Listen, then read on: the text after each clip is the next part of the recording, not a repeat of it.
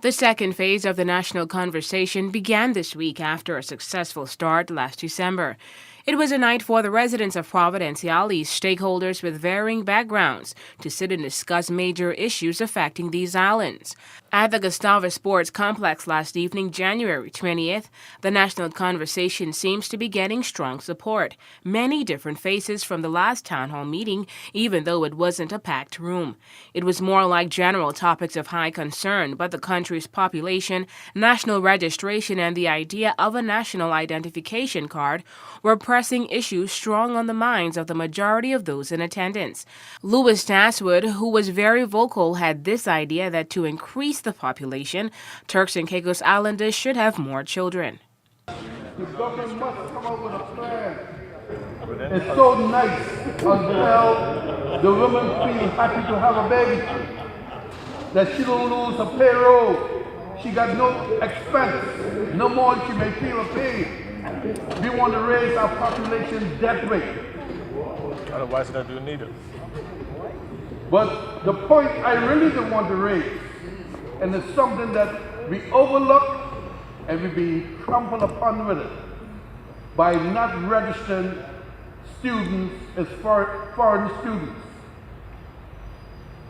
These foreign children come into the school system, they're never being registered, they slip through the crack, the bank hire them because they're foreign over a Turks Islander.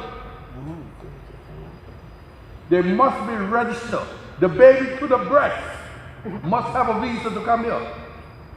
O'Neill Delancey says he believes the idea of national registration needs more research.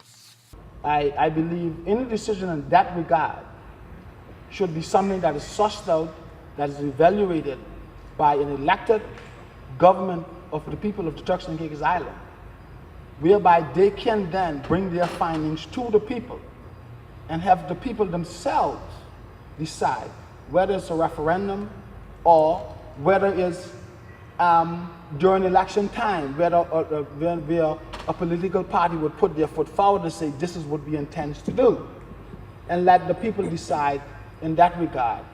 I think democracy has to take its course in all this.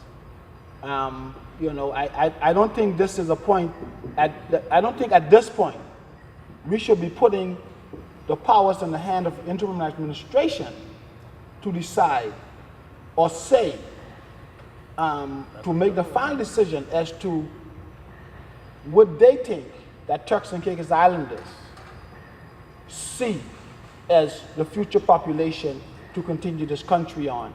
The debate really is, what are we going to do to persuade the administration that they have, with very little condition, to return us back to self-rule. We are an overseas territory, so they can come in here and do whatever they want to do around elected people. They have never made a justification, and there can be no justification for what is happening now. Then there was Douglas Parnell, leader of the PDM.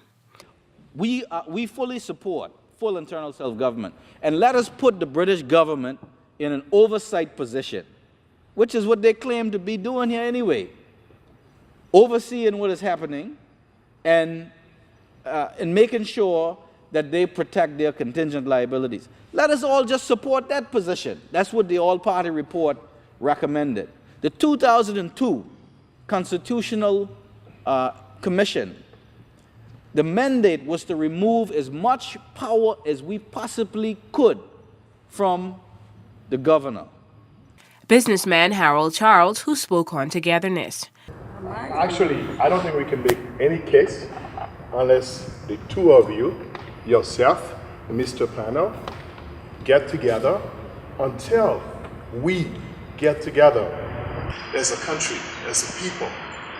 We cannot make any case in front of anybody. Because as long as we remain divided, we could never make a case in front of anybody. Nobody is going to listen to us. We'll have more from that national conversation in a subsequent newscast.